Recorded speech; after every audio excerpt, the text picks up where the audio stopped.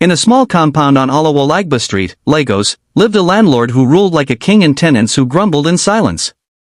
For years, they endured his stubbornness, his greed, and his endless demands. But everything changed the day he announced his daughter's wedding. Because on that day, a silent war began, a war that would turn a wedding into a battlefield of secrets, laughter, and unforgettable drama. Welcome to Nightfall Tales by Wara, where real life meets unforgettable stories. The compound was buzzing with weekend noise. Children chased one another with sachets of water, a radio in Mama Esther's shop blasted Fuji music, and someone was frying akara at the gate. Just when everything felt normal, the landlord, Mr. Adiwale, stepped into the compound. He was wearing his usual white kaftan, with his reading glasses sliding down his nose, and he carried a small bell in his hand. Ba! Ba! Ba! He rang it 3 times. Tenants froze.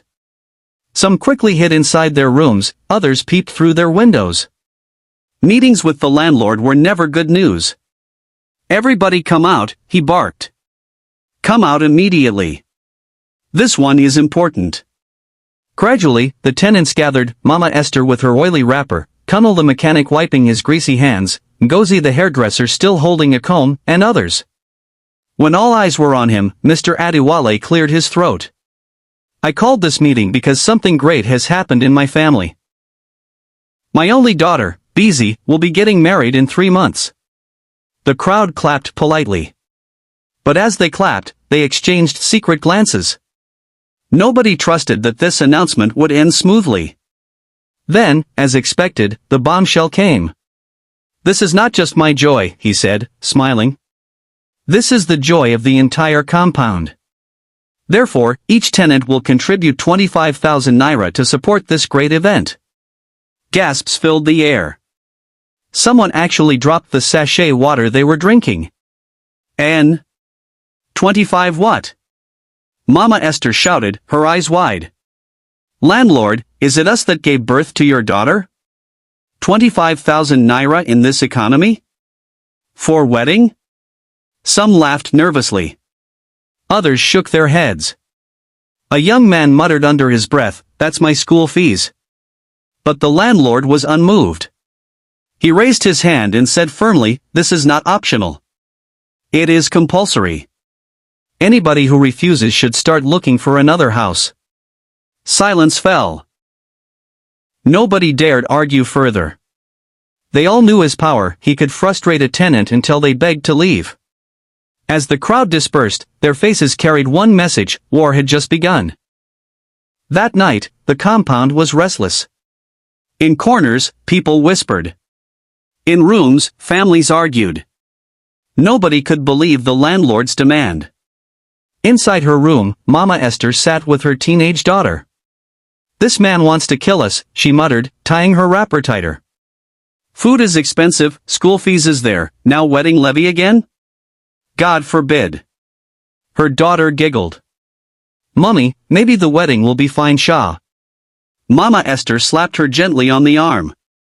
Keep quiet there. Fine wedding that will not put food in our stomach? Across the compound, Kunal the mechanic was ranting to his friend. Bro, if I bring out 25k now, who will buy engine oil for me? I've been saving for months. This landlord is mad. Meanwhile, Ngozi, the hairdresser, had already taken the matter to gossip mode. Standing with other women by the well, she said, let me tell you, this wedding will not go smoothly. Mark my words. The man wants to use us, but we tenants, we are not fools. Gradually, one by one, the tenants began to think alike. They would contribute, but they would find a way to turn the wedding upside down.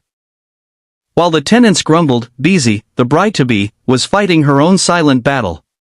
She sat in her room, staring at the expensive lace her father had bought for her introduction. She should have been happy, after all, every girl dreamed of her wedding day. But her heart was heavy. Her fiancé, Tund, was everything her father wanted, rich, flashy, and well-connected. But he wasn't the man Bizi loved. Her true love was Femi, a humble schoolteacher who had been her friend since childhood. But her father would never allow it. To him, Femi was a broke man with no future. Now, as the wedding drew closer, Beezy's heart pounded with fear. She had not seen Femi in weeks, and she couldn't tell him what was happening. Suddenly, her phone vibrated. It was a message from Femi. "Beezy, please tell me it's not true. Tell me you are not marrying that man." Her hands trembled as she read it. Tears rolled down her cheeks. She wanted to reply, but before she could type, her father's voice thundered from the corridor. "Beezy. Remember, no disgrace in this wedding. Whether you like it or not, you must marry Tund. This is about our family name." She quickly wiped her tears. She couldn't let him see her crying. But deep down, she knew, the wedding would not be the perfect day her father imagined. The next morning, the compound was quiet in a suspicious way. No children shouting, no women gossiping by the well, no music from Connell's workshop. Everyone was pretending to mind their business, but in truth, the only thing on their minds was the landlord's wedding levy. Mama Esther was the first to act. She pulled Ngozi aside as she came out to fetch water. "Ngozi, my sister," she whispered, "this man wants to use us. We cannot just keep quiet." Ngozi's eyes widened. "You're right. But what do we do? You know he will throw anybody out that disobeys him." Just then, Connell walked by, his face dark with grease from working under a car. "I overheard you," he said, lowering his voice. "Don't worry, I have a plan. We'll pay the money, but the wedding will never go as he planned." The three of them exchanged a look. No more words needed. A quiet agreement formed between them. Later that evening, they gathered in Mama Esther's room along with Mr. Okoro the retired soldier, and Sakiru the broke student. One candle burned on the table as if they were doing a secret ritual. Mr. Okoro adjusted his cap and said, "This landlord has tormented us for too long. He thinks he's using us, but he doesn't know we're also using him. We'll show him pepper." They all nodded. Plans were whispered, ideas shared. It wasn't just rebellion, it was survival. The operation had begun. By the following week, preparations for the wedding filled the air. The compound was in chaos, tailors delivering clothes, decorators measuring the landlord's hall, caterers carrying bags of rice. The compound felt like a festival ground. The landlord walked around like a king. He boasted to anyone who cared to listen. "This wedding will shake the whole of Lagos. Important people are coming. Ministers, politicians, big businessmen. Even the governor might attend. My daughter will marry like a princess."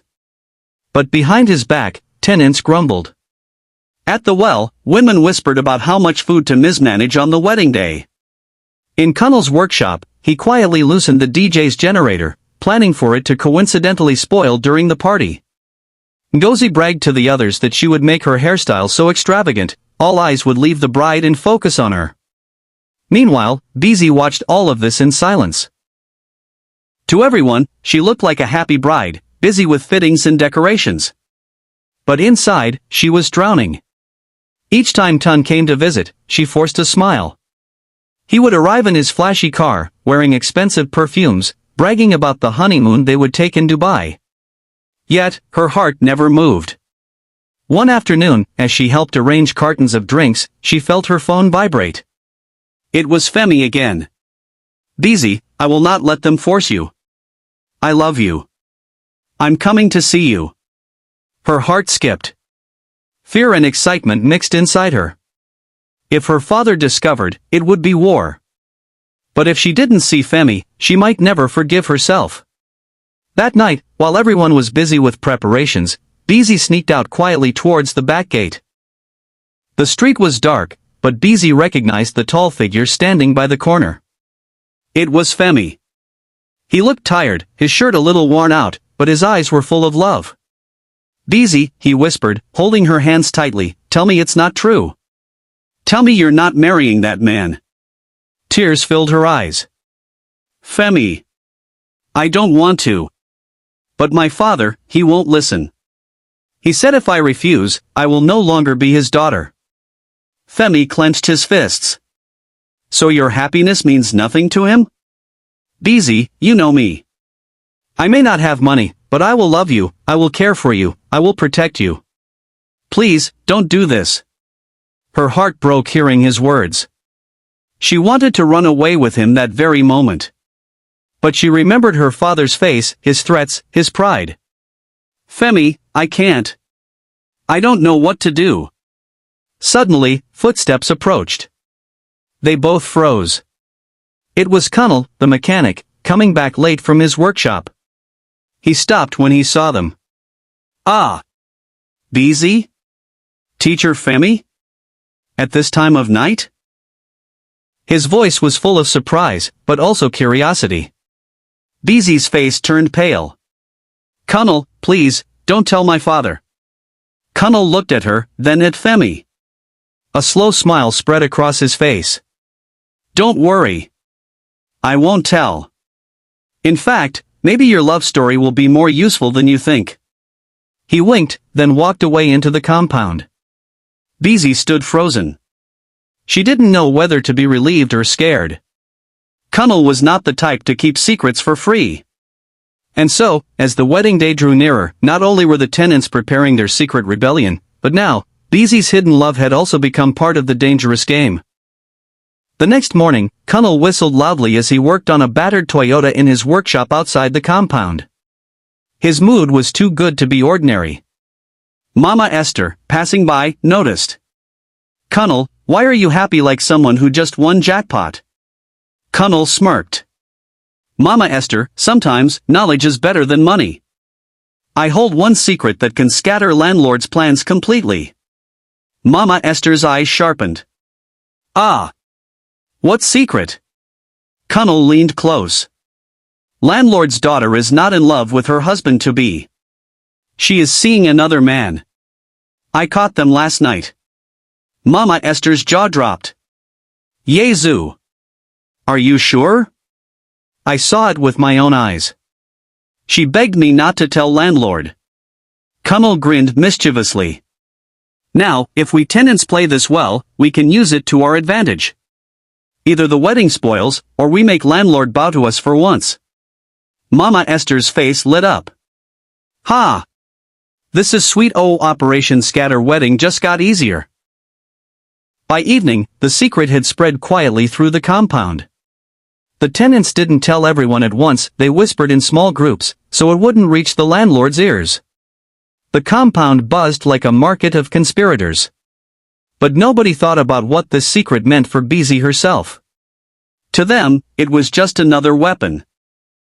Meanwhile, Mr. Adiwale was living his best life. Every day, he strutted around the compound, barking instructions at decorators and threatening caterers. This hall must shine like heaven, he told the decorator.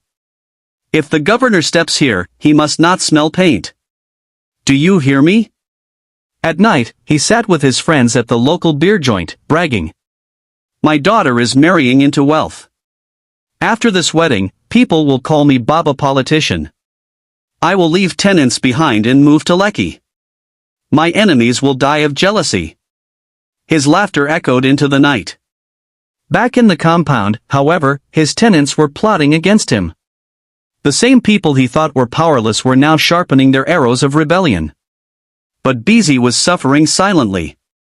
Each day, she was forced into another fitting, another rehearsal, another meeting with Tun's arrogant family. She smiled when people looked, but when she was alone, her eyes were red with tears.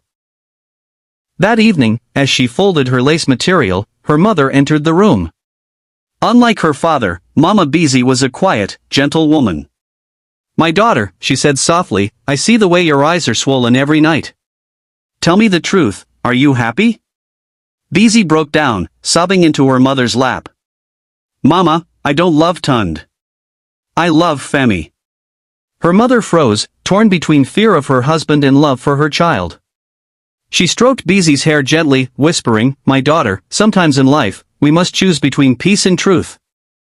I don't know if this house can handle the truth. Beezy clung to her tightly. For the first time, she felt someone truly understood her pain. The compound grew hotter with tension as the wedding drew closer. Tenants whispered behind closed doors. Some practiced fake coughs and excuses they would use to escape paying full levy. Others sharpened their rebellion plans, spoil the food, cut the generator, confuse the guests. But what gave them the most excitement was Beezy's secret. Ngozi, who had a sharp tongue, whispered to a group of women at the well, "If this landlord knows his daughter is seeing another man, he will run mad. That's why we'll keep it till the wedding day. We'll let him disgrace himself in front of his rich in-laws." Laughter followed, but some tenants looked uneasy. Sakiru, the broke student, whispered, "But won't this ruin Beezy's life too? She's not the one oppressing us, it's her father." They all went quiet for a moment. But then Mama Esther hissed, "A beg. Collateral damage. When war starts, innocent people also suffer. That's life." Meanwhile, Kunal had a different plan brewing in his mind. He wasn't just thinking of revenge. He was thinking of profit. If he handled the secret well, he could squeeze money out of either side, landlord or Beezy. That night, as Beezy sat outside under the moonlight, Kunal approached her. "Beezy, I like you, so I'll be honest. The tenants know about your secret. They know about Femi." Her heart dropped. "What? How? Oh my God." Kunal leaned closer, lowering his voice. "Don't panic. For now, they want to use it against your father. But if you trust me, I can help protect you. I can keep them quiet." She stared at him with desperate eyes. "Please, Kunal, don't let them destroy me. I beg you." Kunal smiled slowly. "I'll try. But nothing comes free in this world." The look in his eyes made her shiver. The compound was preparing for war, but now, Beezy realized she was caught between two fires, her father's pride and the tenants' rebellion. And in the middle of it all, Kunal was holding her secret like a loaded gun. A week later, Mr. Adiwale summoned all tenants again. This time, he didn't bother with long speeches. He simply brought out a big brown envelope and placed it on the plastic table in the center of the compound. "This," he announced, tapping the envelope with pride, "is for the wedding contributions. Every tenant must drop their 25,000 Nigerian nairas here today. No excuses." Silence. Tenants shifted uncomfortably. Some scratched their heads, some coughed, others avoided his eyes. Mama Esther was the first to speak. "Landlord, please. Business has been slow. I only have 10,000 Nigerian nairas now, but by next month, I'll add the rest." The landlord's face hardened. "Madam, if you don't drop 25,000 Nigerian nairas today, start packing your load tomorrow." Gasps filled the compound. One by one, people began to contribute reluctantly. Kunal brought a bundle of dirty notes, grumbling loudly as he dropped them. Ngozi placed her money with a hiss, muttering, "This wedding had better turn water into wine." When it got to Sakiru, the broke student, he scratched his head. "Sir, you know I'm still in school. If you give me small time, I will." The landlord cut him off. "Out of my house by tomorrow if you don't bring it. I don't care if you are in school or prison." The humiliation was heavy. Everyone's anger burned, but they kept quiet. Outwardly, they obeyed. Inwardly, they swore the landlord would regret it. And so, the rebellion gained more fuel. Asians. As the wedding day drew closer, strange things began happening in the compound. The caterer came one morning with bags of rice, groundnut oil, and cartons of chicken. She dropped them in the landlord's store and left. By evening, when she came back to cook, she discovered 2 bags of rice were missing. "Where is my rice?" she shouted. But nobody answered. Tenants looked innocent. Some even swore they hadn't seen anything. Secretly, Mama Esther and 2 others had smuggled the rice into her room, planning to use it for their own private enjoyment. Another day, the decorator arrived to fix ribbons and flowers, only to find that some had been cut into pieces overnight. Kunal swore it must have been rats. Even the DJ came for rehearsal, but his generator refused to start. Kunal shook his head dramatically and said, "Ah, this machine is old. It may disappoint you on the wedding day. Oh. Meanwhile, he had loosened one important screw. The landlord noticed the unusual setbacks, but he never suspected his tenants. Instead, he blamed the workers. Fools! Lazy fools, he shouted at them. Do you want to disgrace me before important people? The workers grumbled, but the tenants hid their laughter. Their silent sabotage was working. Inside the Adiwale household, Beezy was reaching her breaking point. Every day, she was dragged to see wedding planners, seamstresses, and tons proud family members. They treated her like she was a trophy, not a human being. Her father reminded her constantly. Smile, Beezy. Important people are watching. You must not disappoint me. But her heart grew heavier. One night, she sneaked to the backyard again and met Femi. This time, her tears flowed freely. Femi, I can't take it anymore. I don't want this wedding. Femi held her hands. Then don't do it. Run away with me. Her body trembled. The thought tempted her, but fear chained her down. If I run, my father will curse me. He will disown me. Mama will suffer. I don't know what to do. Suddenly, footsteps interrupted them. It was Connell again. This time, he didn't smile. Beezy, listen, he said in a low voice. I don't care about your love story. But the tenants will expose you if things continue like this. The only way to protect yourself is if you join us. Help us scatter the wedding. Beezy gasped. What? No. This is my life, my reputation. You can't. Think well, Connell cut her off. Because if the truth comes out, your father will know. And you know what that means. With that, he walked away, leaving her trembling in the dark. For the first time, Beezy realized she was no longer just a victim of her father's pride. She was now a pawn in a bigger game, a game between her father and his angry tenants. And no matter what she chose, someone was bound to get hurt. The week of the wedding finally came, and the Adiwale compound turned into a marketplace. Cars honked at the gate, people carried chairs, tables, and coolers, and children ran about with balloons and drums. The first set of visitors arrived from Ibadan. Auntie Remy and her 5 children. They squeezed themselves into the landlord's sitting room, demanding food and drinks. Ade, you know we came all the way from Ibadan, Auntie Remy said, fanning herself with a magazine. Where is our refreshment? At least molten small chops should be ready. The landlord smiled, pretending all was well, but sweat poured down his face. He rushed outside and ordered the tenants. Connell! Go and buy 2 cartons of malt for my guests. Sekiru, help me arrange chairs quickly. Mama Esther, prepare jollof rice for them immediately. Do you hear me? The tenants froze. Their anger almost boiled over. Mama Esther muttered, so we are now his housemates? Connell refused to move. He folded his arms and said, Sir, I no be your errand boy. If you need cartons of malt, carry your car and go and buy it yourself. The landlord's face darkened. But before he could speak, his noisy relatives began clapping their hands. So this is how your tenants disrespect you, Ade? On the week of your daughter's wedding? Shameless.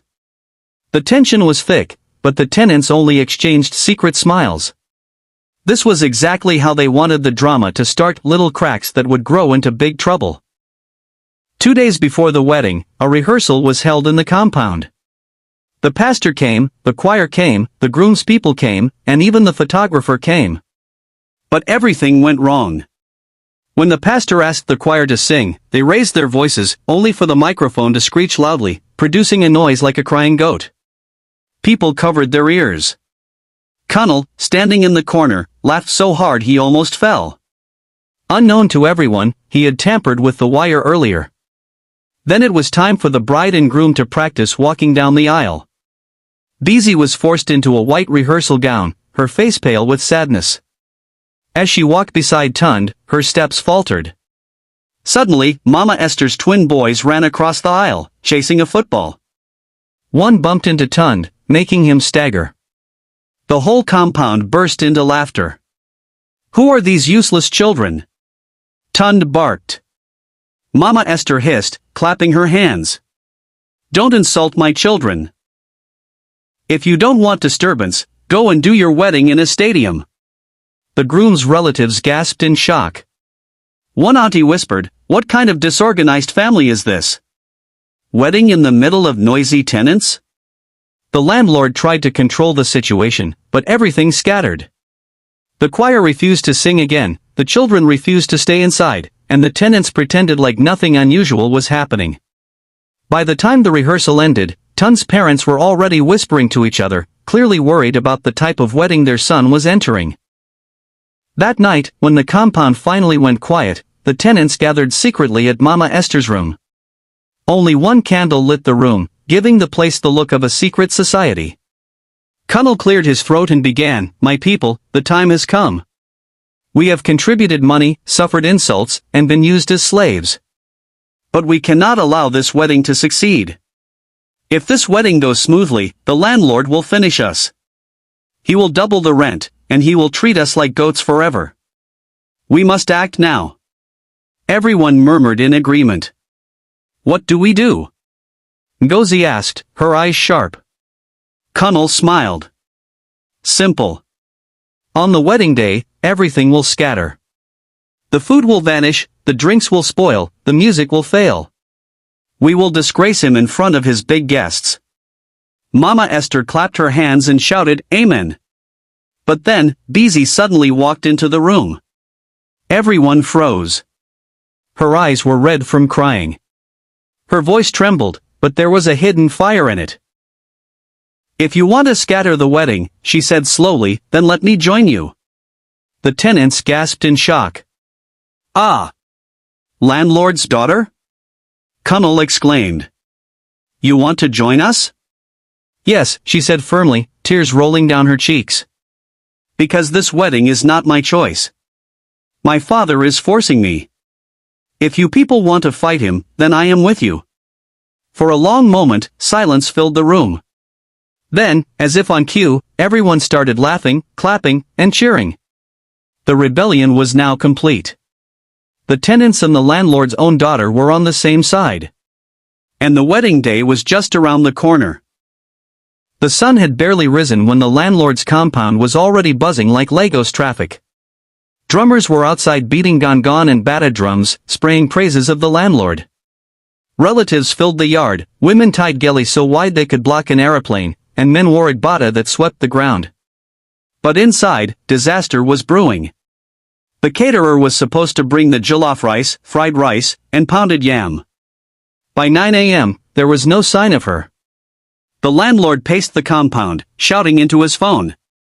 "Madame Bose, where are you? You were supposed to be here by 7. From the phone came the worst news: the caterer's bus had broken down on the express road, and the food was still miles away. "Yezu," the landlord screamed, holding his head. "Food that over 1,000 guests are waiting for. Ah, my enemies are at work." Meanwhile, Cunnel and Mama Esther were hiding at the back of the compound, whispering and laughing. Unknown to the landlord, they had paid one area boy at the motor park to delay the caterer's bus. Ngozi and her choir group were not left out. Instead of rehearsing wedding hymns, they deliberately switched songs. At the church, they planned to sing songs completely out of place, to embarrass the landlord. And the bride? Beezy sat quietly in her room, tears in her eyes. She had agreed with the tenants, today, she would not go through with the wedding. By 11 a.m., the church was packed full. Guests fanned themselves, the choir sat with fake angelic smiles, and the pastor looked uneasy. The groom, Tund, stood in front, sweating under his agbada. He kept adjusting his cap nervously. His parents sat proudly in the front row, but their eyes darted around the noisy crowd. Finally, the bridal car arrived. Everyone rushed outside to see. The horn blasted, children shouted, "Bride has come!" But when Beezy stepped out of the car, there was no smile on her face. She looked like someone going to her own funeral. The guests murmured, "Ah! Why is the bride not smiling?" The service began. The pastor opened his Bible and said, "Let us worship the Lord." The choir rose to sing. Instead of the sweet hymn, they belted out a loud chorus. Musical notes: enemy go fall, landlord go scatter, musical notes. The whole church turned in shock. The landlord jumped from his seat, his igbata flying. "Stop that song. Stop it immediately." But the choir pretended not to hear. The congregation burst into laughter. When it was time for the vows, the pastor turned to Bizi. "Do you, Bizi Adiwale, take this man as your lawfully wedded husband?" The church went silent. Bizi's lips trembled. Everyone leaned forward. Then she shook her head. "No. I do not." Gasps filled the church. Women screamed, men jumped up, the groom staggered backwards as if he had been shot. The landlord's jaw dropped open. "Bizi! What are you saying?" Bizi turned to the congregation, her voice rising. "I don't love this man. I cannot marry him. My father has been forcing me, but today I choose my own freedom." The entire church exploded into noise. Some clapped, some shouted, some cried. And in that confusion, the tenants secretly smiled. Their plan was working perfectly. Despite the chaos in the church, the landlord tried to save face. "We will continue with the reception," he shouted. "Food and drinks will make people forget." But the reception turned into the biggest embarrassment of his life. First, the caterer's bus finally arrived, but when the food was served, it was cold, half-spoiled, and smelling slightly sour from being stuck in the sun too long. Guests sniffed their jollof rice and dropped their plates in disgust. Then, the drinks meant for the VIP tables had mysteriously gone missing. Only sachet water was available. Important guests complained bitterly. To make matters worse, the DJ started playing the wrong songs: highlife mixed with Fuji, Fuji mixed with gospel, gospel mixed with hip-hop. At one point, in the middle of the reception, the loudspeakers suddenly blasted a street song. Musical notes: landlord don fall, landlord don scatter, musical notes. Children jumped up dancing. The tenants laughed until tears rolled down their cheeks. Finally, when the landlord tried to give his father of the bride speech, the microphone refused to work. His voice came out like a frog croaking. People covered their mouths to stop laughing. And then, the final blow came. Bizi, still in her wedding gown, stood up at the high table, grabbed the microphone, and said, "Ladies and gentlemen, this wedding is cancelled." The hall went silent. Gasps. Shouts. Guests stood up in shock. Bizi removed her veil, dropped it on the table, and walked straight out of the hall. The tenants quickly followed her, clapping and cheering. The landlord collapsed into his chair, humiliated before the entire town. It was the wedding that would be remembered for years, not as a celebration, but as the greatest disgrace in Adiwale family history. The following morning, the landlord's compound looked like a war zone. Chairs scattered, broken bottles on the ground, leftover jollof rice dumped carelessly in buckets, and wrappers tied to windows. The tenants gathered outside like spectators after a football match. Mama Esther was laughing so hard her stomach shook. So the mighty landlord was disgraced in front of the whole town. She clapped her hands. "Ah, God don catch him." Cunnel the barber added fuel. But the way Bizi said no yesterday, Omo, that thing sweet me past cold minerals.